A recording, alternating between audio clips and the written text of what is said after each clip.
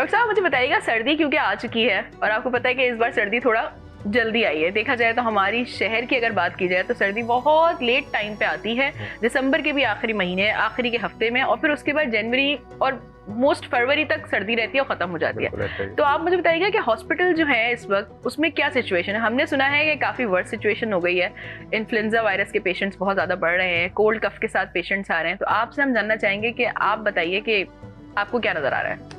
First of all बहुत शुक्रिया once again invite करने के लिए। आपने बिल्कुल सही कहा कि बेसिकली पूरी दुनिया में वेदर चेंज होता जा रहा है, तो उसी की वजह से हमारे यहाँ भी सर्दी और वेदर का पैटर्न बड़ा चेंज हो रहा है।